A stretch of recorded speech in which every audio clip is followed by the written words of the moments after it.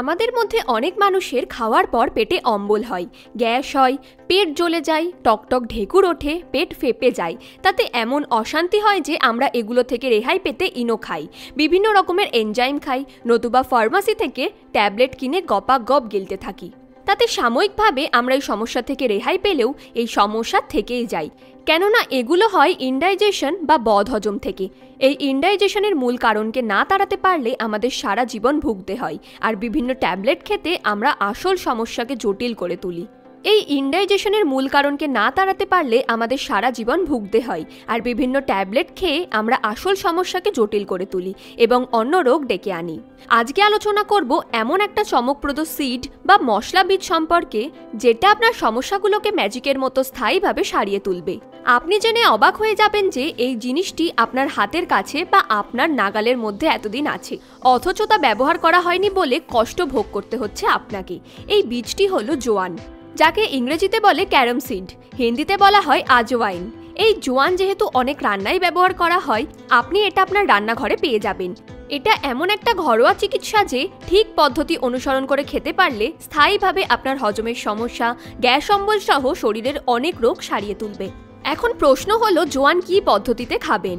জোয়ান দুই রকমভাবে খাওয়া যায়। প্রথমটি হলো জোয়ানের পাউডার ব্যবহার করতে পারেন, আর অন্য পদ্ধতি হলো জোয়ানের জল ব্যবহার করতে পারেন।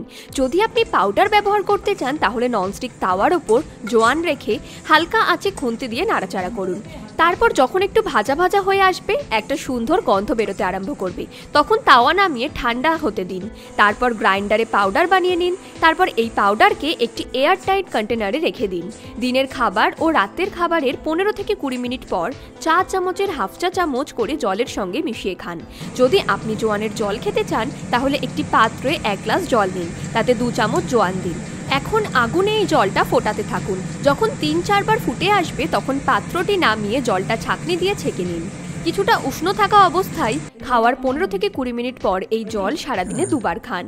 এই জোয়ান পেটের অন্যান্য সমস্যা এবং ডাইজেশন, গ্যাস, অ্যাসিডিটির জন্য খুবই ভালো। জোয়ান হলো ক্যালসিয়াম, আয়রন এবং ফসফরাসের মতো মিনারেল সমৃদ্ধ। এতে ক্যালোরি এবং ফ্যাট খুবই কম থাকে। এটা ভিটামিন এ, ভিটামিন সি এবং ভিটামিন ইও থাকে।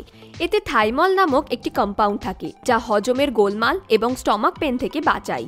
জোয়ানে তারপেনাস নামে একটি কম্পাউন্ড থাকে, যা খাদ্য হজম করানোর এনজাইম এবং পাচক রস খরানোর ক্ষমতা বাড়িয়ে দেয়। জোয়ানের ফাইবার অন্ত্রের বাওয়েল মুভমেন্ট বাড়িয়ে দেয় এবং কোষ্ঠকাঠিন্য দূর করে, আপনার স্কিনের কমনীয়তা বাড়ায় এবং দাঁত ও মাড়ির ব্যথা কমিয়ে দিতে সাহায্য করে।